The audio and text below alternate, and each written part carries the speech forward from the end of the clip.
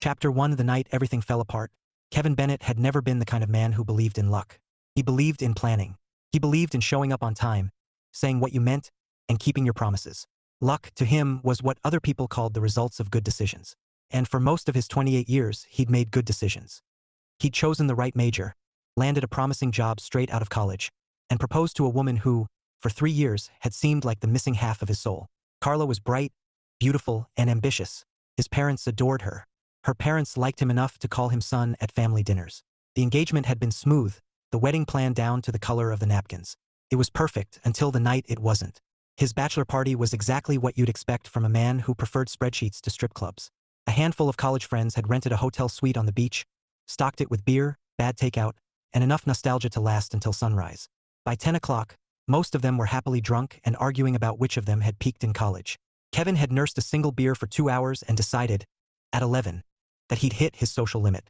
Leaving already? His friend Matt slurred from the couch, one eyebrow half-shaved thanks to a prank gone wrong. Yeah, Kevin said, slipping on his jacket. You guys don't need a sober audience for the rest of this circus. Matt laughed and raised his can. To the groom, the man, the myth, the spreadsheet. Kevin grinned faintly, waved, and left. The drive home was quiet, the kind of peaceful stretch of road that gave him time to think. He thought about Carla, her laugh, her nervous habit of tapping her fingers when she was excited, the way she'd tear up watching commercials about puppies. He couldn't believe he'd found someone who made him feel that. Settled. He turned onto their street just after midnight. The apartment lights were off, which wasn't surprising. Carla's bachelorette party was that night, too. She told him her friends were taking her out downtown. He parked, locked the car, and let himself in. The stillness inside felt comforting at first. He poured himself a soda, sank into the couch, and exhaled. The wedding was only 2 weeks away. He'd been stressed. Florist invoices, guest lists, family politics. But sitting there in the dark, he felt calm for the first time in months. He took a slow sip, eyes unfocused, thinking about how good life had turned out, how ready he was. Then he heard it. A sound soft, muffled, somewhere down the hall. He froze. Maybe the neighbors? No, it was too close. He stood, the quiet broken only by the thud of his heartbeat. The sound came again, low, rhythmic. His hand tightened around the soda glass. No, couldn't be. He moved toward the bedroom, each step slow and deliberate. The door was closed, which was strange. Carla always left it cracked open for the cat. He heard a voice. A woman's voice. Carla's. The glass slipped from his hand, soaking the carpet at his feet. He didn't notice. His fingers trembled as he pushed the door open. There she was, his fiancée, in their bed, with someone else. For a second, his brain refused to process it. He stood there, rooted, as the scene blurred at the edges. Her skin, the shadows, the tangle of movement. Her laughter. The sound that used to make his heart lift now cut through him like a blade. He didn't shout, didn't move, didn't breathe, just turned away. He walked down the hallway, every step heavy and hollow. In the kitchen, the ring on his finger felt like it was burning. He pulled it off and set it on the table beside her purse. It landed with a soft clink that felt too quiet for what it meant. 3 years. Gone. He looked around the apartment they'd built together. Photos, furniture, the stupid throw pillows she'd insisted on, and realized none of it mattered now. The only thing he wanted was distance. He left the apartment without turning on a single light. The night air hit him like a slap. He walked to his car, got in, and drove, no destination, just movement. The tears didn't come until he reached his parents' driveway. His mother answered the phone on the first ring. Mom! His voice broke. I'm outside. She met him at the door, robe half-tied, hair tousled with sleep. When she saw his face, she didn't ask a single question, just pulled him into her arms. Oh, sweetheart, she whispered. He broke. The sobs came hard, choking, uncontrollable. She held him until his knees gave out, and his father appeared in the hallway, silent and pale. An hour later, Kevin sat at the kitchen table, a blanket over his shoulders, untouched tea cooling beside him. His mother sat across from him, eyes red. What happened? She asked softly. He stared at the mug. I came home early. Her hand went to her mouth. Oh, Kevin. He nodded. I heard her before I saw her. His voice was flat, empty. I didn't say anything. I just left. His father cleared his throat. You did the right thing. Don't go back there tonight. I'm not, Kevin said. They were quiet for a long time. The clock ticked. Somewhere outside, a dog barked. When he finally spoke again, his voice was smaller. I thought I knew her. I thought we were solid. You couldn't have known, his mother said gently. I should have seen it, he murmured. All that time she spent working late. I thought she was planning wedding stuff. He stopped. His throat closed up. Kevin, his dad said, voice firm but kind. You didn't do anything wrong. She made a choice. And thank God you found out now, not 10 years down the line with kids in the picture. Kevin nodded because there was nothing else to do. The logic didn't help. Logic couldn't stop the reel of images playing in his mind. He went to bed that night, his old room, same posters still on the walls, but didn't sleep. He stared at the ceiling until dawn, numb and hollow. The next morning, he sat at the table again while his mom made breakfast. His phone vibrated on the counter, again and again. Carla. He ignored it. By noon, she'd called 27 times. Then her parents. Then mutual friends. He didn't answer any of them until his mother touched his hand. You'll have to talk to her at some point, sweetheart. Just once. To end it clean. He sighed. Yeah. The phone buzzed again. He picked it up, thumb hovering. Then he pressed accept. What? He said, his tone flat. Kevin? Carla's voice cracked through the speaker, thick with tears. Please, please, I can explain. Don't bother, he said. It wasn't what you think, she said between sobs. I was drunk. I didn't what? His voice sharpened. Didn't mean to cheat on me in our bed? It was a mistake. I swear.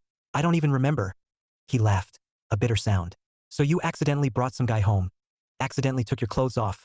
Accidentally? Kevin, please, she cried. We can fix this. I'll go to counseling. I'll do anything. Counseling? He repeated, incredulous. You don't need a therapist, Carla. You need a conscience. Please, she whispered. It didn't mean anything. That was the last straw. It didn't mean anything? You destroyed our wedding, our life, for something that didn't mean anything. His voice broke into a shout. I gave you 3 years of my life, Carla. You threw it away. I love you, she said weakly. He closed his eyes. No, you don't. Not anymore. There was silence on the line. Then a sob. You have 1 week to get your things out of the apartment, he said finally. Leave the keys and the ring. Don't call me again. Kevin. He hung up, and for the first time since that night, he cried again. Not the sharp, shocked sobs of before, but slow, exhausted tears that came from somewhere deep, somewhere hollow. He didn't know how long it lasted. Only that when the tears stopped, he felt wrung out, empty. He looked around his childhood kitchen. His mother's teacup sat next to his, their steam long gone cold. His father's voice came from the living room, low and steady, telling someone on the phone that the wedding was off. It should have felt like closure. Didn't. He'd lost more than a fiancé. He'd lost the version of himself who believed love was simple, who believed that loyalty and laughter were enough. As the afternoon sun streamed through the window, he whispered into the quiet room. What now? His mother's voice came from the doorway, soft but sure. Now, Kevin, she said. You start over. He nodded faintly, staring out the window toward the long road that led out of town. And for the first time, he considered taking it. Chapter 2, same script, different stage. Catherine Simpson had always been the reliable one.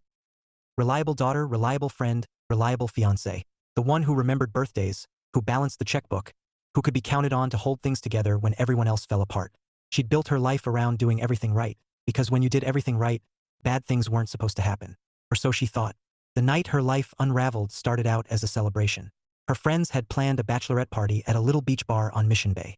There were fruity drinks, a ridiculous sash that said bride-to-be, and a tiara with fake diamonds that dug into her scalp every time she smiled too wide. Come on, Cathy. It's your last night of freedom. Her maid of honor, Brooke, had squealed, waving a neon cocktail. Cathy had laughed and taken a polite sip. Last night of freedom? I'm marrying Trent, not going to prison. Her friends had howled. Brooke had rolled her eyes. Same thing, girl. It was supposed to be fun. But sometime around 10 o'clock, as everyone danced to a song she didn't recognize, Cathy realized she wasn't having fun. She missed Trent. She wanted to be home, curled up on the couch with him, planning honeymoon details or laughing about something dumb on TV. She slipped away with a wave, claiming exhaustion, and called an Uber. The night air was soft and salty, the kind of coastal breeze that always calmed her. She leaned back in the car, half smiling as she imagined walking in the door to surprise him. Maybe he'd still be awake. Maybe he'd tease her for leaving early, and they'd stay up talking about how surreal it all felt. 2 weeks from I do. The lights of San Diego flickered past the window, and for the first time in days, she felt content. When she unlocked the door of their townhouse, everything was quiet. Too quiet. Trent? She called, setting her purse on the counter. No answer. She stepped out of her heels, padding softly across the living room. The television was off, but she could hear something faint above, the sound of running water. The shower. A smile tugged at her lips. He must have gone to bed early. Maybe she'd sneak up on him, tease him for falling asleep mid-rinse. She climbed the stairs, her heart light. Then she heard it. Laughter. A woman's laughter. The kind of sound you can't mistake even if you want to. Her steps slowed. The air thickened. She pushed open the bathroom door. and her world tilted. Trent was in the shower. With Brooke, her maid of honor. For a second, her brain refused to make sense of it. Her mouth opened but no sound came out. Brooke froze mid-laugh, her expression snapping from delight to horror. "Cathy!" Trent's voice broke. Panicked. "It's not. This isn't." She turned and left. Quietly, too quietly, down the stairs, out the door, barefoot. The concrete bit into her feet, but she didn't feel it. Her keys were still on the counter. Her purse, her phone, everything she owned, didn't matter. She just walked. By the time she reached the end of the block, her breath came out in jagged bursts. A car passed, headlights sweeping over her tear-streaked face. She didn't care. Her sister's place was 5 miles away. She walked half of it before she finally called a ride. When Laura opened the door and saw her standing there in her cocktail dress, mascara streaked like war paint, she didn't ask questions. She just pulled Cathy into a hug. "Oh, honey," she murmured. "What did he do?" Cathy choked on the words. "Brooke." Laura stiffened. "Brooke? Your maid of honor, Brooke?" Cathy nodded, trembling. "That son of a—" Laura didn't finish. She guided Cathy inside, sat her on the couch, and got her a glass of water. "Start from the beginning," she said gently. Cathy tried. Between sobs, she told her everything. The party, leaving early, the shower. Laura listened without interrupting, jaw tight. When Cathy finally ran out of words, there was only silence. Then Laura spoke, low and furious. "You're not going back there. My stuff. I'll get it for you. You're staying here." Cathy shook her head, dazed. "I don't even know what to think. We were supposed to be married in 2 weeks. Laura squeezed her hand. "You're allowed not to know what to think. You were blindsided." The hours after that blurred. At some point, Laura made tea. At some point, Cathy cried herself to sleep on the couch. When she woke up the next morning, sunlight was streaming through the blinds, her head pounding. For one disoriented second, she thought maybe it had all been a nightmare. Then she saw the tiara on the coffee table and the ache came rushing back. Laura appeared from the kitchen holding a mug. "Morning, heartbreaker." Cathy managed a weak smile. "That's one word for it. Coffee, please." Laura handed her the mug and sat beside her. "So, what's the plan?" Cathy stared into her drink. "Plan? You always have a plan," Laura said softly. "That's your thing." She let out a humorless laugh. "Yeah, I had a 5-year plan. Turns out it only lasted 4 years and 50 weeks. Then maybe it's time for a new one." Cathy sighed. "How do you even start over at 27? "1 box at a time," Laura said simply. "You've got your career, your health, your sanity. Which is more than I can say for Trent." Cathy rubbed her temples. "I can't stay here forever." "No," Laura agreed. "But you also can't heal in the same place that broke you." Cathy looked up. "You sound like a Pinterest quote." "Hey," Laura grinned. "Pinterest has never steered me wrong." Despite herself, Cathy laughed. It was a small sound, shaky and wet, but real. 2 days later, Laura helped her pack. Trent tried calling. Brooke did too. Cathy ignored them both. Her phone filled with messages. "Please just talk to me. It didn't mean anything. You don't understand. We can fix this." She deleted them all. Each click felt like reclaiming a piece of herself. When they were done packing, Laura poured them both a glass of cheap wine and spread a map across the counter. "Okay," she said. "Fresh start. Where do you want to go?" Cathy blinked. "Go? Yeah, you can work remotely, right? Find a new city, new apartment, new everything. I vote somewhere far enough away that if Trent ever tries to find you, he'll run out of gas." Cathy traced a finger across the map, past the coast, past the desert, over mountain ranges. "Somewhere quiet," she murmured. "Somewhere nobody knows me." Laura grinned. "Middle of nowhere. Coming right up." They found it 2 hours later. A listing for a small rental apartment in a place called Millstone, Illinois. Population? "Oh my God, Cathy, 2,000 people," Laura said. "You'll be the most exciting thing that's happened there since the Dairy Queen opened." "Perfect," Cathy said. 3 weeks later, she was there. The town was exactly as advertised. 2 stoplights, 1 diner, 1 slightly pretentious restaurant, and a whole lot of people who waved when you drove by. Her apartment was small but sunlit, with creaky floors and mismatched cabinets. She spent her first night unpacking boxes and talking to herself, because the silence was unnerving. By midnight, she'd burned her attempt at lasagna, stubbed her toe, and realized she didn't own a corkscrew for the emergency bottle of wine she'd brought. She sat on the kitchen floor with a fork and cold pasta, muttering, "Well, this is glamorous." Then she laughed.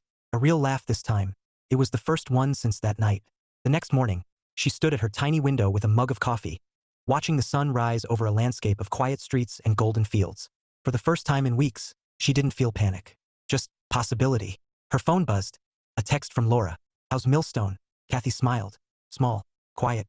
Kind of smells like corn. I think I'll like it. Good." Be kind to yourself, CC. CC. The nickname her family used, a name that felt like a younger, freer version of her. She set the phone down and whispered to the empty room. Yeah, maybe I will. She had no idea that, a few weeks later, a man with tired eyes and a scarred heart would sit across from her at a restaurant table neither of them had meant to share, and that the life she thought had ended was only just beginning. Chapter 3: The Fallout and the Flight. The days after the phone call blurred together in a way Kevin could only describe as gray. Gray sky, gray mood, gray hours between sleep and waking. He'd gone through the motions like a ghost. Canceling the venue, the florist, the band, all while hearing the same awkward condolences over and over. I'm so sorry, Kevin. You're better off finding out now. She didn't deserve you.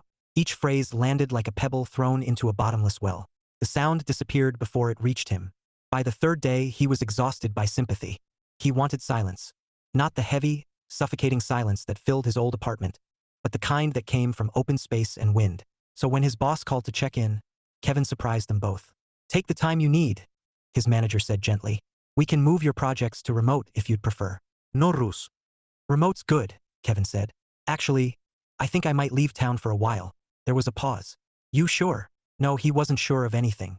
But uncertainty was better than staring at the same four walls that still smelled like Carla's perfume. Yeah, he said quietly. I'm sure. He hung up, grabbed his laptop, and opened a map. He didn't know where he was going. He just knew it had to be somewhere that didn't have her in it. His mother hovered in the kitchen doorway as he loaded boxes into the back of his truck. You're really doing this, she said. Not accusingly, just softly. He nodded. I have to, Mom. She reached out and touched his arm. Call us when you get there. Wherever there ends up being. I will. His dad came out holding a paper bag. Snacks for the road, he said, setting it in the passenger seat. He wasn't a sentimental man, but the tightness in his jaw said everything he didn't. Thanks, Dad. Don't let her break you, son. Kevin managed a thin smile. Trying not to. He hugged them both. His mother lingered, whispering, Find something that makes you smile again, Kevin. Anything. He promised he would, though he wasn't sure he believed it. By late afternoon, he was on the highway with no plan but forward. The Florida coastline faded in his mirrors, palm trees giving way to endless stretches of flat land and sky. He drove with the windows cracked, letting humid air whip through the cab. The further he went, the lighter his chest felt. He stopped once in Georgia for gas and coffee. Another time in Tennessee for a motel room with a flickering sign and suspicious stains on the carpet. He wasn't running exactly, more like drifting. Every mile between him and the life he'd lost made the ache a little easier to carry. On the second morning, he found himself following a two-lane road through rolling hills and farmland.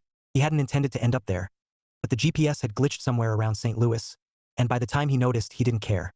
He pulled over at a rest stop that overlooked a valley blanketed in mist. The sign read, Welcome to Millstone Population 2041. The number made him laugh out loud. 2041 people. He'd had more co-workers than that at his old job. Millstone. Sounded solid. Ordinary. Exactly what he needed. He drove into town. Millstone looked like it had been copy-pasted out of a postcard. Brick storefronts with striped awnings, flower boxes in every window, a clock tower that didn't seem to tell the right time. The streets were clean, the pace slow.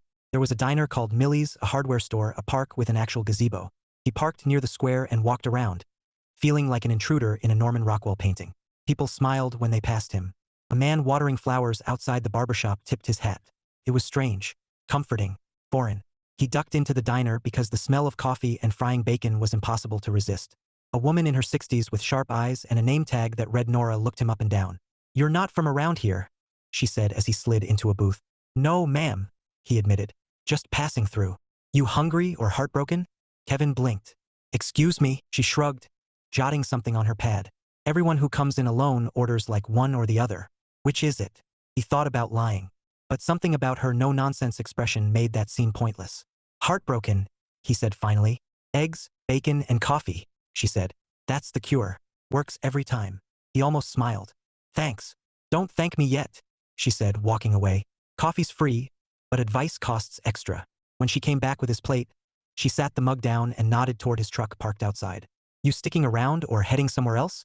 I don't know yet, he said truthfully. Well, she said, topping off his cup.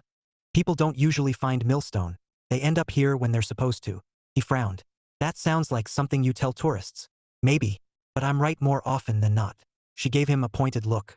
Eat up, Kevin. He froze halfway through his first bite. How did you?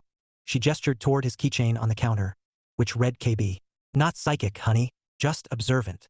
He laughed, the sound surprising him. By the time he finished eating, he'd made up his mind. The apartment listing he found on his phone that afternoon wasn't much. Small, cheap, and a little rundown, but the landlord sounded kind, and the price was right. "You from the city?" The landlord, Mr. Jameson, asked over the phone. "Sort of. Well, this place'll slow you down some. We've got 2 restaurants, a park, and a town fair every fall. Folks tend to know each other's business, but they mean well."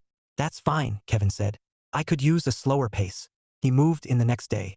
The apartment was a second-floor walk-up above an old hardware store, with uneven floors and a window view of the square. It smelled faintly of sawdust and sunshine. For the first few nights, he slept on an air mattress and lived off sandwiches. He told himself it was temporary, just until he figured out where to go next. But as the days passed, Millstone started to grow on him. He got used to the rhythm of small-town mornings, the whistle of the train that passed at 7 sharp, the sound of church bells on Sunday, the chatter of people outside the bakery downstairs. He started running again, through quiet streets that curved into cornfields. The air was cleaner here, the kind that filled your lungs instead of weighing them down. Sometimes he'd sit on a bench in the park, sipping coffee, watching families go by. There were kids on bikes, old men playing chess, dogs chasing tennis balls. Life moving forward, simple, unhurried. It was a kind of peace he hadn't realized he was craving. He still thought about Carla sometimes. The memory didn't stab the way it used to. It just sat there, dull and distant, a scar instead of an open wound. One evening, he was unpacking a box labeled Kitchen Misk when he found the last piece of their old life together. A framed photo of the 2 of them at the pier, smiling, sunburned, looking like people who believed in forever. He stared at it for a long time. Then he opened the window, let the cool air in, and set the photo face down on the table. When the breeze picked up, it slid to the floor, glass shattering. He didn't bother to pick it up. Instead, he leaned against the window frame, watching the sunset wash the town in gold. For the first time since his world had fallen apart, he didn't feel like he was running from something. He felt like maybe, just maybe, he was running towards something else. He didn't know that somewhere across town, in an apartment 3 blocks away, a woman named Catherine Simpson was unpacking her last box and telling herself the same thing. Chapter 4, Reinvention, Phase 1. Cathy had never been particularly good at doing nothing. Even when she was little, she'd alphabetized her crayons. Vacations made her restless. Sick days made her guilty. Her therapist in San Diego used to call it achievement anxiety. Cathy called it survival. But in Millstone, there wasn't much to achieve.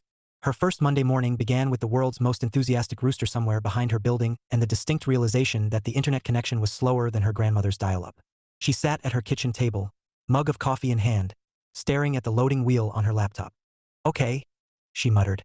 "Reinvention. Phase 1. Don't throw the router out the window." The page finally loaded, her work dashboard, and she exhaled. Remote marketing work had its perks, mostly the ability to do it in sweatpants with no one to witness her unraveling. Her new landlord, Mr. Jameson, had left a welcome basket on the counter. Apples from his orchard, a jar of honey, and a handwritten note that said, "If you need anything, holler." Not metaphorically. She smiled every time she reread that. At lunch, she decided to explore. Millstone's Main Street looked like it had been designed by someone with a nostalgia problem. There were red brick sidewalks, an antique store that smelled like every grandmother's attic, and a florist called Pedal Pushers with a chalkboard sign out front that read, "Buy yourself flowers. You deserve them." She almost did, just to reward herself for leaving the house. The locals were friendly in that slightly suspicious way small-town people are when they're trying to place you on the invisible outsider radar. At Millie's diner, the waitress, a woman named Nora, took one look at her and said, "You're new. Is it that obvious?" Cathy asked. "Only because I don't recognize your coffee order," Nora said. "Here, have a seat. You want eggs, pancakes, or an existential crisis?" Cathy blinked, then laughed. "Coffee's fine. Suit yourself. But the pancakes cure most forms of heartbreak." "Does heartbreak have a menu item here?" "Sweetheart," Nora said, setting down the mug. "It keeps the lights on." Cathy liked her instantly. As she sipped her coffee, she watched the people drift in and out. Construction workers, retirees, a mom with a toddler who kept announcing the color of everything in sight. There was something grounding about it, watching life that had nothing to do with hers. When Nora came back with the check, she said, "You renting the apartment over Jameson's hardware store?" Cathy blinked. "How did you? Town this small, we know before you do," Nora said with a grin. "Welcome to Millstone, Catherine Simpson." It should have felt invasive. Didn't. Felt safe. By the end of the week, Cathy had established a routine. Mornings, work emails, coffee, mild router rage. Afternoons, a walk through town, sometimes the park, sometimes the bookstore that doubled as a cat sanctuary. Evenings, a glass of wine and a stubborn attempt at cooking for one. She'd never realized how much of her old life had been built around we. Grocery lists, movie nights, shared calendars. Now everything came in singular form. One toothbrush, One mug, one heart slowly stitching itself back together. There were moments, though tiny, ridiculous ones, that made her laugh out loud, like when she tried to assemble a bookshelf with the wrong screwdriver and ended up on the floor covered in instructions written entirely in Swedish. Reinvention, phase 2, she told herself. Learn to use power tools. Or at least marry someone who can. Then she caught herself and groaned. No. No more marrying. Maybe just date a handyman. Talking to herself had become a habit. First, it worried her. Now, it felt companionable. By the second week, she joined the library and attended something called Wednesday Wine and Wine, a local women's night hosted in the back of the florist shop. It was there she met June, owner of Pedal Pushers, newly divorced and aggressively optimistic, and Alice, the town's unofficial gossip channel. So what brought you to Millstone? June asked, pouring Cathy a generous glass of Cabernet. Cathy hesitated. She wasn't ready to unpack her story yet. Just needed a change of scenery, she said lightly. Ah, Alice said knowingly. Code for heartbreak. Happens a lot. Must be something in the city water supply. June leaned in conspiratorially. Don't worry, honey. You're in the right place. Millstone's basically a halfway house for emotionally damaged adults. We've all been there. Cathy laughed, the sound easier now. When she got home that night, slightly tipsy and smelling like roses, she realized she'd gone almost a full day without thinking about Trent. Progress. She started keeping a list on her fridge titled Signs of Healing, written in pink marker. 1. Ate an entire breakfast without crying. 2. Found a decent coffee place. 3. Didn't Google, can you sue your ex for emotional damage? 4. Laughed at least twice. 5. Bought new bedsheets that don't smell like regret. By week 3, she'd added 6. Made friends. 7. Slept through the night. 8. Didn't panic when the doorbell rang. The bell, it turned out, was Mr. Jameson dropping off her spare key and a flyer. They're reopening the old restaurant downtown, he said. New chef, fancy stuff. Place called the Gilded Fork. Opening next weekend. You should go. Cathy eyed the flyer. A restaurant opening? Here. Yep. Been years since this town had something that served food on plates that matched. She smiled. Maybe I will. She didn't know yet that maybe would turn into definitely, and that a wrong reservation number would seat her across from a man with warm eyes and a quiet voice who looked just as out of place as she felt. For now, she was just Cathy Simpson. 30-something, slightly heartbroken, quietly healing, and learning that sometimes starting over looked less like a grand epiphany and more like eating pancakes alone without wanting to cry. And that was enough. Chapter 5. The Gilded Fork. Kevin. He'd been in Millstone for exactly 3 weeks when he realized that cooking for one was a cruel joke. The grocery store didn't sell anything in reasonable single-person portions, and somehow his freezer now held enough chicken breasts to survive a small apocalypse. So when he overheard 2 people at the hardware store talking about a new restaurant opening in town, he took it as a sign. The Gilded Fork, one of them said. Reservation only. Fancy. Kevin wasn't in the mood for fancy, but he was in the mood for food that hadn't come from a microwave tray. So he called. The hostess told him they had 1 table left. 7 p.m., table 7. He booked it before she could finish the sentence. He showered, shaved, and put on a collared shirt that hadn't seen daylight since before the wedding that wasn't. In the mirror, he looked like someone trying too hard to seem okay. Fake it till you make it, he muttered, pocketing his wallet and heading out. The Gilded Fork sat right in the heart of Millstone's small downtown strip, its windows glowing golden in the fading light. Inside, it smelled like butter and roasted garlic, the kind of smell that whispered, your diet starts tomorrow. Reservation for Bennet, he said at the podium. The hostess, a young woman with a bun too tight to be natural, scanned her list and nodded. Table 7. Right this way. Kevin followed her past white tablecloths and low laughter until they reached a cozy two-top near the window. She handed him a menu and left him to his thoughts. He tried not to notice the couples. There were too many of them. Too many hours, and we should split the dessert. He sighed and busied himself with pretending to read the menu. Then, right as the waitress arrived to take his drink order, another voice spoke up. Excuse me. I think there's been a mistake. I reserved this table. Kevin looked up. The woman standing there had shoulder-length brown hair, intelligent eyes, and the exact expression of someone 2 seconds away from demanding to see a manager, though she wore it beautifully. Kevin said, blinking. Pretty sure this is my table. She crossed her arms, holding a small clutch purse like a weapon. I'm Cathy Simpson. I reserved table 7 for 7 o'clock. Kevin Bennet. Same time, same table. The hostess appeared, looking mortified. Oh, I think there was a double booking? You think? Cathy asked, raising an eyebrow. Kevin couldn't help it, he smirked. You're from out of town too, huh? Her eyes flicked to his smirk and back to the hostess. Apparently this is what I get for supporting small-town establishments. The hostess wrung her hands. We could maybe add a small table in the corner, but it'll be next to the kitchen doors and… Kevin interrupted. We can share. Cathy blinked. What? It's fine. 2 people, 1 table. I promise I don't bite. You don't even know me, she said. Exactly, he said. Which means we've got at least an hour before you decide whether I'm a psychopath. The hostess looked like she wanted to melt into the floor. So, you're both okay with that? Cathy hesitated, then sighed. Fine. But if he starts talking about crypto, I'm leaving. Kevin grinned. Noted. Cathy, this was not how her first night out in Millstone was supposed to go. She'd made the reservation a week ago after seeing the flyer on her fridge. She'd even practiced saying her order in her head like a normal, put-together adult. Now she was sitting across from a stranger who looked unfairly good in rolled-up sleeves and had the kind of calm smile that suggested he'd been through hell and learned to laugh about it. So, he said, scanning the menu, what's your poison? Red wine, she said dryly. Preferably enough to forget this conversation. He chuckled. Fair. I'm thinking steak. It's been a while since I trusted anyone else to cook my food. There was something in the way he said it, half joking, half honest, that made her pause. Bad cook? She asked. Bad breakup, he corrected, then winced. Wow. That sounded less depressing in my head. Cathy laughed. Unexpectedly. It's fine. I'm familiar with the genre. Oh yeah. Let's just say I'm in the witness protection program for the romantically betrayed. Kevin grinned, the kind of grin that didn't feel rehearsed. Then we're both refugees. They clinked glasses when the wine arrived. For a few minutes, conversation was easy. Small talk about the town, the weather, the diner she'd discovered. Then it dipped, almost naturally, into something deeper. So what brings you to Millstone? He asked. Starting over, she said simply. Same. She studied him over the rim of her glass. Let me guess. You caught her cheating. He blinked. How did you? Cathy shrugged. Statistically, it was that or emotional unavailability. He stared at her, then laughed. Wow, you're terrifyingly accurate. And you? He asked. Why'd you move?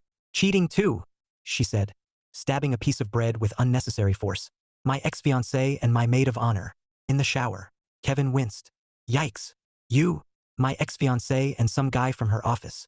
In my bed. They stared at each other for a long moment, then both burst out laughing. The absurdity of it broke something open. The sound felt rusty, but it was real. Maybe we should start a club, Cathy said. The Dodged a Bullet Association. I'd vote you president, Kevin said. You've got the sass for it. She tilted her head, feigning seriousness. And you'd be what, treasurer? Please. I'd lose the funds in emotional damages. Their waiter appeared, amused by the laughter, and took their order. The rest of the meal passed in a rhythm that felt oddly natural. Between sips of wine and shared jokes, Cathy caught herself watching the way his eyes crinkled when he smiled. There was a steadiness in him, something kind. When dessert came, shared, against both their better judgments, she said, You know, this turned out less tragic than I expected. He nodded. Dinner with a stranger who gets it? Not bad for a Tuesday. They left the restaurant together, stepping into the cool night air. The town was quiet, the streetlights humming softly. Well, Cathy said, clutching her purse. Thanks for not being a creep. Thanks for not throwing bread at me, he said. She smiled. Maybe next time. He raised an eyebrow. Next time. Cathy froze. I mean, hypothetically, if we both happen to need food. Right? He said, grinning. Hypothetically. For a second, neither of them moved. Then she cleared her throat. Good night, Kevin. Good night, Cathy. As she walked away, she realized her cheeks hurt from smiling. A problem she hadn't had in months. And back at his car, Kevin stood for a moment, watching her disappear into the soft glow of the streetlights, thinking the same thing she was. Maybe, just maybe, the universe hadn't gotten it entirely wrong. Chapter 6: Coffee, small-town gossip, and new beginnings. Cathy wasn't stalking him. That was the first thing she told herself when she pushed open the door of the Bean Scene, the only coffee shop in town that didn't double as a church fundraiser. She had been there exactly twice before. Both times, she'd ordered an iced latte, answered work emails, and left without incident. Today was different, because when she walked in, there he was, table 7 guy, Kevin Bennet, rolled sleeves again. Same calm, half-guarded expression. A paperback novel beside his coffee cup like a prop in a magazine ad titled Man Who's Trying. Damn it. He hadn't seen her yet. She could turn around. She should turn around. Instead, her mouth said, Oh, hey stranger. He looked up. Surprise flickered across his face, followed by a grin. Cathy, right? Table 7 survivor. She laughed, crossing to his table before her nerves could change their mind. I didn't realize we were calling it that. After what we endured. Feels appropriate. He gestured to the seat across from him. You can join me. Unless you've got a date with your inbox. Oh, I'd never cheat on my inbox, she said, sitting. It's too needy. Kevin chuckled, and just like that, the awkwardness melted. They talked about nothing and everything, the weather, Midwestern bipolar disorder, she called it, His freelance design work, her remote marketing job. Cathy noticed how easy it was to talk to him. No pitying looks, no you poor thing. Just conversation. At one point, the barista, a college kid with a purple streak in her hair, came over with 2 pastries. On the house, she said, grinning. The whole town's still talking about your double-booked dinner. Cathy blinked. Wait, what? Oh yeah, the barista said, delighted. You're that couple. Kevin nearly choked on his coffee. We're not. Couple? Cathy finished quickly, cheeks burning. Right? No, just, accidental dining partners. The barista winked. Sure thing. Anyway, your story's kind of romantic. Everyone's rooting for you. She flitted away before either of them could object. Cathy stared at her croissant like it might offer legal advice. Tell me that's not normal. Kevin sipped his coffee. Small towns. The Wi-Fi's bad. So gossip travels faster than light. That's terrifying. Also kind of impressive, he said. We've been here, what, 3 weeks? And we're already celebrities. Perfect, she said dryly. Exactly what I was going for. Public heartbreak followed by accidental PR. He laughed, and she found herself smiling again. When their laughter faded, a soft quiet settled between them. Not awkward, just comfortable. Can I ask you something? She said. Sure. When you left Florida, did you think you'd actually feel better? He hesitated, then set down his cup. Honestly, I thought I'd feel nothing. I just wanted to stop replaying it all. The silence, the what-ifs. She nodded. Yeah, same. He studied her for a moment. You seem like you're doing okay. Define okay, she said. If you mean I can cook pasta without crying, then yeah. I'm thriving. That earned her a grin. That's progress. I've graduated to eating dinner at the table again instead of over the sink. Wow, she said solemnly. Look at us. Model citizens. They both laughed again, and Cathy realized that for the first time in months. She wasn't counting the minutes until she could go home and hide under a blanket. By the time they left, the town square was basking in late afternoon light. They walked together, their steps in lazy rhythm. You know, she said, I think you might be the first person I've met here who hasn't tried to sell me something, fix my roof, or invite me to church. He looked thoughtful. I could invite you to the diner instead. Millie's? Yeah. Nora's pancakes might be a religious experience. She smiled. You offering breakfast already? That's bold. He stopped, mock serious. For the record, I meant separate tables. Oh sure, she teased. That's what they all say. He laughed, hands in his pockets, head tilted toward the sky as if the sound surprised him. They reached the corner where their paths split, her apartment one way, his in the other. Same time tomorrow? He asked. She raised an eyebrow. At the coffee shop or the diner? Dealer's choice. Then coffee. I'm not ready for pancakes yet. Fair enough. She hesitated, then said softly, Kevin, I'm glad I ran into you. He smiled, a little shy this time. Yeah, me too. Cathy walked away with her heart doing that strange thing. Not breaking, not aching, but stretching, like it was remembering how to make space for good things again. When she reached her building, she looked back once. Kevin was still there, hands in his pockets, watching her go with a smile that looked a lot like possibility. Chapter 7, Parallel Healing. Kevin wasn't sure when it started feeling normal. Waking up without the knot in his chest. It didn't happen all at once. One day he realized he hadn't checked Carla's old Instagram in a week. Another day he noticed he could walk past the florist without thinking of wedding bouquets. And somewhere in the middle of that quiet, there was Cathy. Their coffee shop routine had become a kind of unspoken ritual. Monday through Thursday, 9 a.m., same table near the window. She'd bring her laptop, he'd bring a sketchbook. They'd talk between bursts of work, about food, childhood, how small towns seemed allergic to left turns. She made him laugh. Not polite laughter, but the kind that came from deep down, the kind that unclenched something tight in his chest. It was strange, realizing that laughter could heal. One morning he showed up early. She was already there, hair pulled into a messy bun, brow furrowed at her screen. He watched her for a moment, not staring, just noticing. The way she chewed on her lip when she was focused. The way her laugh started as a quiet hum before it escaped completely. When she looked up and caught him watching, she smiled. You're early. You're earlier. She shrugged. Couldn't sleep. Weird dreams. Something about losing my coffee punch card. That is a nightmare, he said. She grinned. You joke, but Nora told me if I get 10 stamps, I get a free pastry. I'm basically working toward a life goal here. Kevin chuckled, sipping his drink. Ambition looks good on you. The words slipped out before he could stop them. Her cheeks went faintly pink. Careful, she said lightly. Flattery will get you exactly 1 stale croissant. I'll take it. They both laughed, and something easy settled between them. That afternoon, they decided to walk through Millstone Park. It wasn't much, just a few benches, a duck pond, and a trail that wound behind the library. But it had become their unofficial therapy circuit. Do you ever think about going back? Cathy asked, tossing a pebble into the water. Florida. She nodded. Sometimes, he said honestly. Then I remember the humidity and my ex. And I get over it. She snorted. Two equally valid reasons. What about you? San Diego? Cathy hesitated. I miss the ocean, but not the memories attached to it. Every beach there has ghosts. He nodded. Yeah, I get that. They walked in silence for a bit. The air smelled like wet leaves and fresh coffee. Someone nearby must have been brewing. Can I tell you something? She said. Of course. I thought I'd be lonely here, she admitted. But it's different. It's quiet, but not empty, if that makes sense. It makes perfect sense. She glanced at him, smiling softly. You're a good listener, Kevin Bennet. He smiled back. You're easy to listen to. They stopped at a bench overlooking the pond. Ducks drifted lazily, their reflections rippling in the afternoon light. For a moment, neither spoke. It wasn't awkward, just peaceful. Then she said, You ever wonder what it'll be like to date again? He froze for a beat. Sometimes. Mostly in theory. Like, could I actually trust someone again? Or would I just be waiting for the rug to get pulled out? Exactly, she said quietly.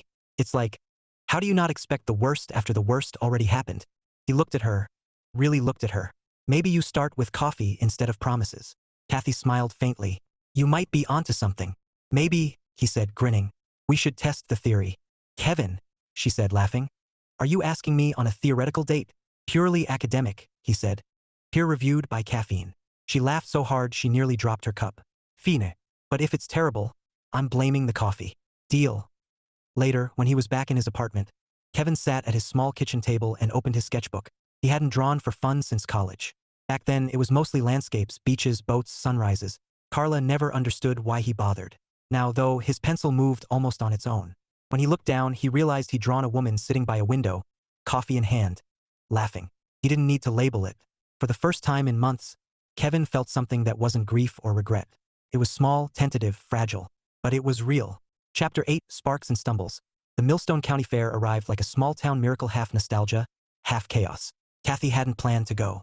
Crowds weren't her thing lately, not since the wedding that wasn't. But when Kevin texted, You can't live in Millstone and skip the fair. It's basically illegal. She found herself replying, Fine, but if I end up with hay in my hair, I'm suing. She met him near the gate just after sunset. Strings of yellow bulbs zigzagged overhead, their warm glow making the whole fairground look like something out of a country song. Kevin was leaning against a fence post, 2 tickets in hand and a grin that made her pulse skip. Your chariot awaits, Simpson. Does it come with funnel cake? Obviously. I'm not a monster. They wandered through rows of food stalls, laughing at the sheer variety. Deep-fried Oreos, bacon-wrapped corn dogs, something called pickle pizza that Kevin swore he'd try, for science. Felt easy, comfortable, like they'd been doing this for years. So, Cathy said between bites of cotton candy, tell me something embarrassing about you. Fair rules equal humiliation. He smirked. You first. Fine. When I was 12, I tried to impress my crush at summer camp by doing a cartwheel. I kicked him in the face and broke his glasses. Kevin choked on his soda, laughing. That's assault, Simpson. Hey, love is dangerous. All right, he said, still grinning. Your turn to laugh. In college, I joined a band because I thought it would make me look cool. That doesn't sound so bad. I played the triangle. Cathy stopped mid-step. You joined a band to play the triangle? I was promised a cowbell, but the drummer's cousin got it. She burst out laughing so hard she had to lean on the popcorn stand. You might be my new hero. Tragic hero, he said. We broke up after our first show. Creative differences. Over triangle technique? Exactly. They spent the next hour bouncing from game booth to ride to booth again. Kevin won her a stuffed duck. She named it Gerald, keeper of secrets. They ended up on the Ferris wheel just as the fair lights flickered on full. From above, the town glowed like a spilled jewelry box. Cathy looked out over the horizon, quiet for the first time all evening. It's pretty, she said. Yeah, he said, though he wasn't looking at the view. She noticed, and something shifted in her chest. Something careful and soft. But before she could decide whether to meet his gaze or look away, her phone buzzed. A name flashed across the screen. Jason.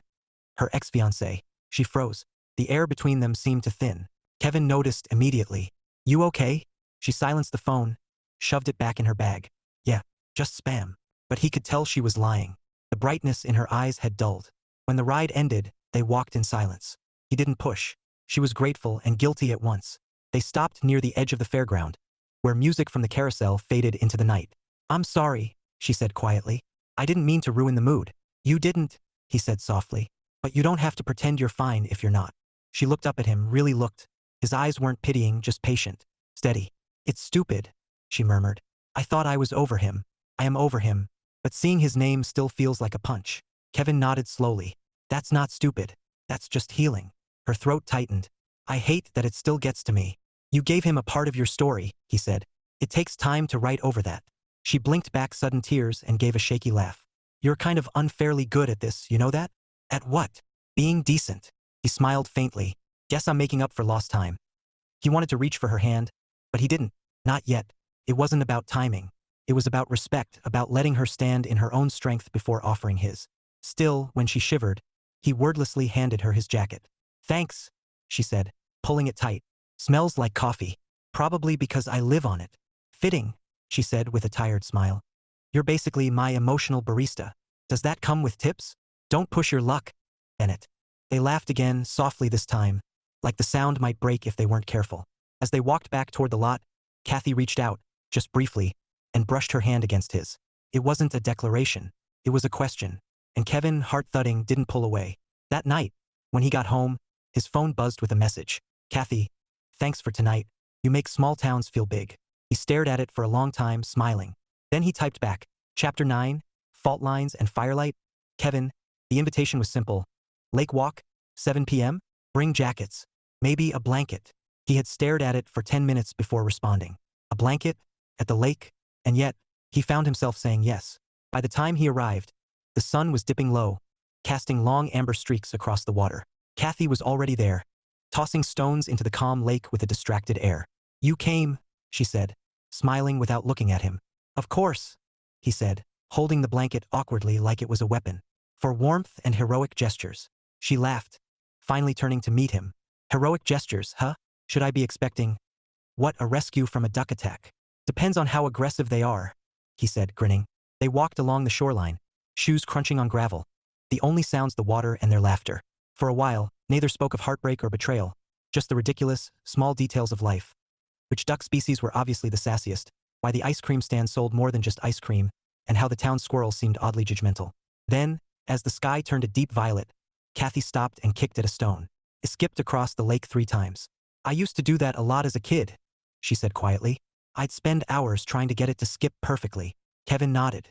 Me too. Only I was terrible at it. She laughed softly. Maybe that's the point. Enjoying the effort. The conversation faded into silence. The blanket lay on the ground between them. Kevin gestured toward it. Sit, he asked. She hesitated, then lowered herself beside him. He noticed how close beside could feel when shared with someone who understood, not in words, but in presence. Do you ever think about the worst part? She asked finally. Kevin's jaw tightened. All the time. It sneaks up, but lately it's less painful. More like a scar you notice sometimes. Exactly, she said, turning to look at him. A scar. Visible, but it doesn't control you. Yet. He studied her face, seeing her past hurt reflected in her eyes, softened now by the evening light. Cathy, I can't promise it won't hurt again, but I can promise I'll try to make it worth the risk. She blinked, unprepared for the honesty in his voice. Kevin, I think that's the first thing I've actually believed in a long time. Cathy, she leaned back against the blanket, taking in the smell of the lake and the faint scent of him. Coffee, cedar, something indefinably safe. You know, she said softly, I wasn't sure I'd trust anyone again. Not after everything. I get that, he said. I'm still not sure I can fully trust myself. But being around you, it makes trying easier. Her heart fluttered, cautious, careful, but alive. She had been walking on cracked ice for months, afraid it would give way, and here was Kevin, offering a solid spot to stand. You make this easier, she admitted, even when I don't want it to be. He smiled, a slow, genuine curve of lips that reached his eyes. Good, because I don't plan on making it easy to forget me. She laughed softly. Bold. You get one pass, he said, nudging her gently. For the next hour, they shared stories. Small truths, embarrassments, moments that had shaped them but didn't define them. Cathy told him about her camp misadventures and the cruelly perfect waves of San Diego. Kevin admitted he'd tried to impress college girls with the triangle, and the disastrous proposal plans he'd crafted in his head before everything went wrong. And somewhere in the middle of laughter and confessions, a quiet trust formed. One neither of them forced, just allowed. As the sun fully set, painting the lake silver and gold under the moonlight, Cathy rested her head on Kevin's shoulder. Not for comfort alone, but for solidarity. A quiet promise that they were, at least for this moment, facing the world together. Kevin placed an arm around her, careful, tentative, protective. "We're going to be okay," he murmured. Cathy smiled against his chest. "Yeah, we are." And for the first time in months, they both believed it. Chapter 10: Misunderstandings and Confessions. Cathy, Millstone had a peculiar way of making everyone's business everyone else's business. Cathy had been warned, mostly by Nora at the diner, but the reality hit when she walked into Pedal Pushers that Friday afternoon. "Cathy, over here," June called, waving like a waving stick of dynamite. "What is it?" Cathy asked, wary. "Don't act innocent. You and Kevin Bennet were seen at the hardware store. Together. Buying, what was it? Light bulbs? Nails?" Cathy blinked. "Yes? So?" June gasped dramatically. So, the whole town thinks you're a thing now." "Oh my," Cathy groaned. "We're not. It's not." But it was too late. Alice, the town's unofficial gossip queen, had already arrived, holding a phone like it contained nuclear secrets. "Proof," she declared, showing Cathy a snapshot someone had taken. "You two, arms brushing, looking like, well, this." Cathy took the phone, squinting. It was a picture. One blurry picture. And yes, her hand had accidentally brushed Kevin's as they reached for the same bag of potting soil. "Oh great," Cathy muttered. "The universe is officially conspiring against me." Meanwhile, Kevin had just stepped out of Millie's diner, cup of coffee in hand, when his phone buzzed. "Cathy, we need to talk. ASAP." He frowned, replaying the last few days in his head. Coffee together, lake walk, small town gossip. Was something wrong? By the time he arrived at her apartment, Cathy was pacing like a cat in a thunderstorm. "Cathy? What's?" "I have to clarify things before the town eats us alive," she said. "Clarify what?" "They think we're a couple." Kevin blinked, then burst out laughing. "We're not a couple.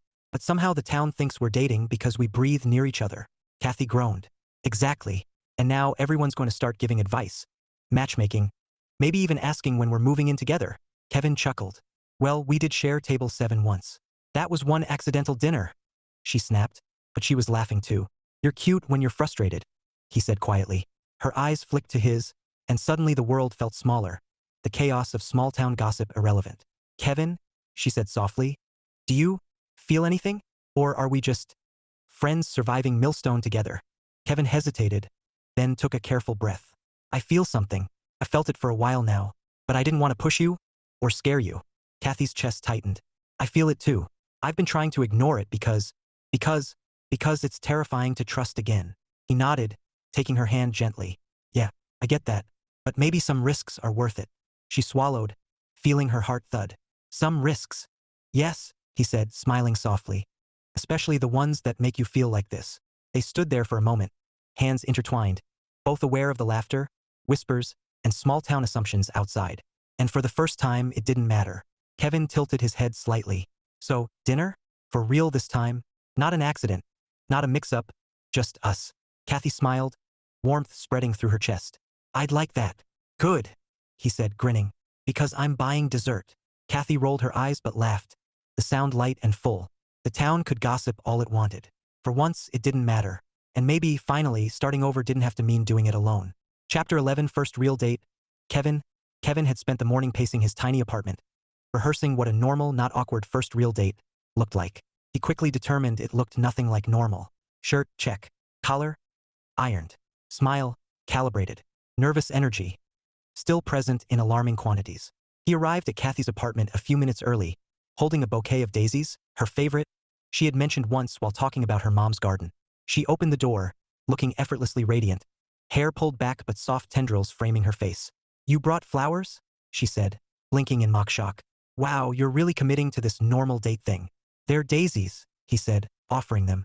"I may be nervous, but I'm not a savage." Her laughter was warm and bright. "I'll forgive the nerves, for the flowers." Cathy, they drove to the local arboretum, a hidden gem Kevin had discovered on a weekend hike. The autumn trees were blazing red and gold, and the paths were quiet. "This place is amazing," Cathy said, inhaling deeply. "How did you find it?" "Google Maps and stubborn curiosity," Kevin admitted.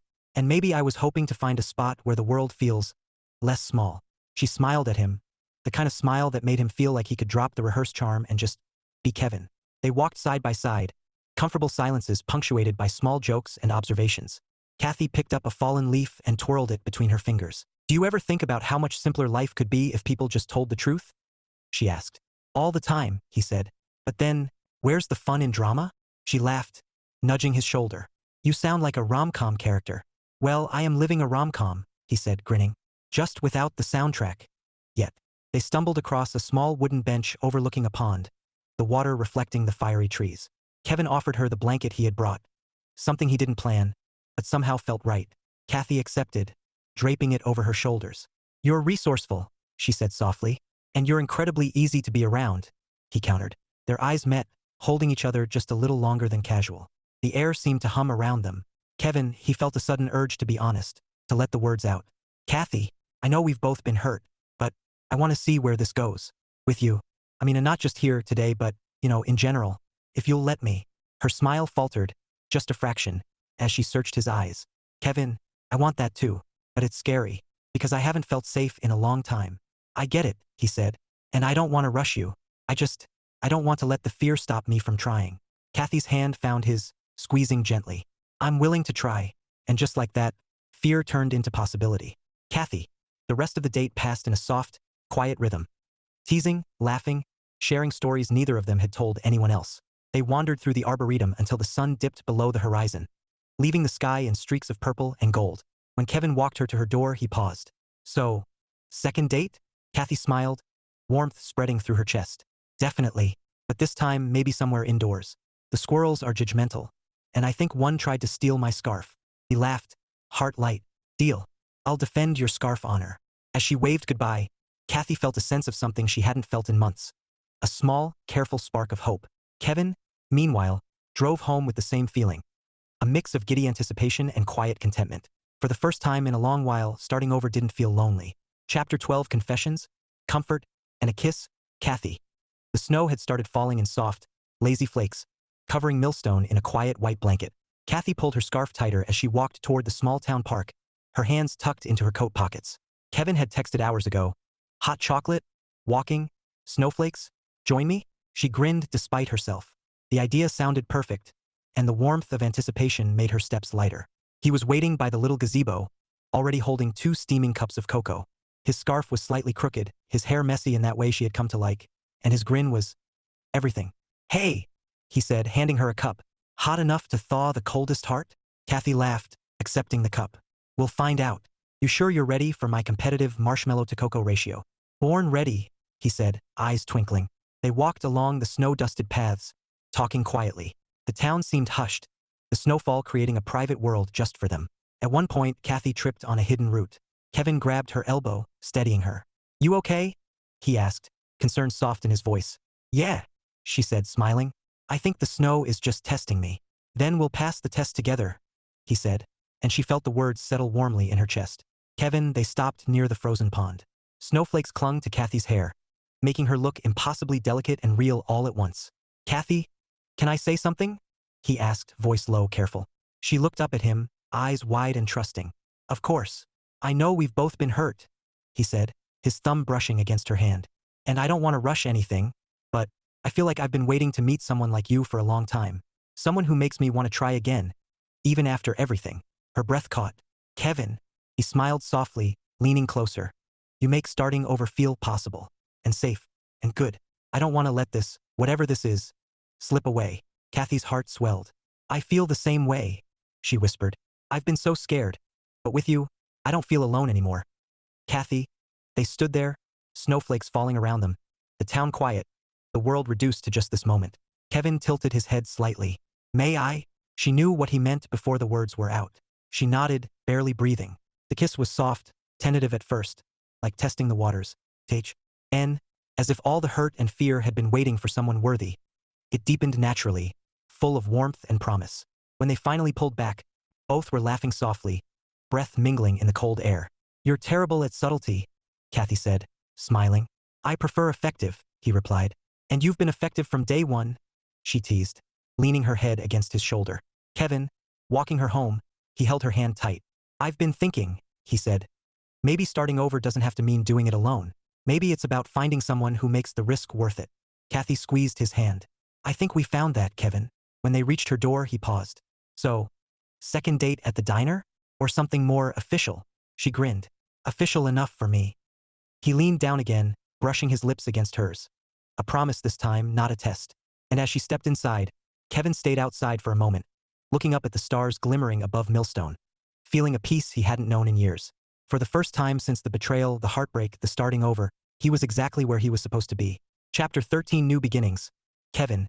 The morning sunlight poured through the curtains, warm and lazy. Kevin stretched and realized, almost with disbelief, that he felt happy. Truly happy. Not a relief from heartbreak. Not the quiet of solitude, real, steady, uncomplicated happiness. He glanced over at Cathy, still half asleep on the couch with a blanket tangled around her.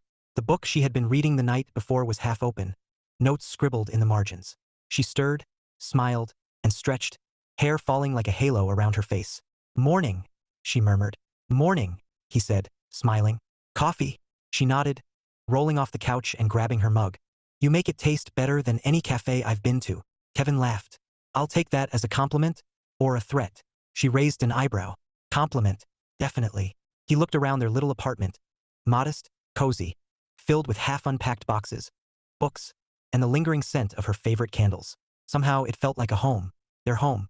"Cathy," he said, voice quiet, careful. "I know this town is small, and our lives are messy, but I think it's exactly where we're supposed to be." She smiled, warmth spreading through her chest. "I was just thinking the same thing. For the first time, starting over doesn't feel scary." He took her hand, squeezing gently. "And we get to do it together."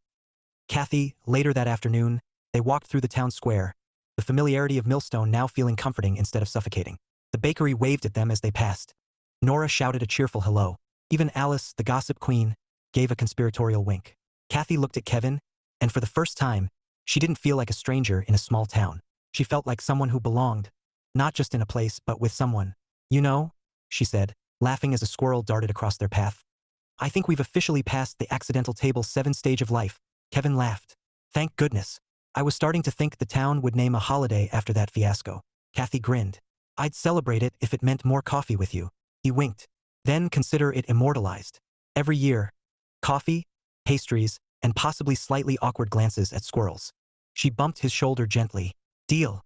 They continued walking, hands intertwined, comfortable silence punctuated only by soft laughter and the crunch of gravel beneath their feet. For once, the past felt distant, the betrayals irrelevant, and the future something they could face together. Cathy looked up at him, smiling. "So, new beginnings?" Kevin nodded, heart full. "Exactly. New beginnings." And as the sun dipped low, painting Millstone in gold and amber, they both knew. This time, starting over had never felt so right.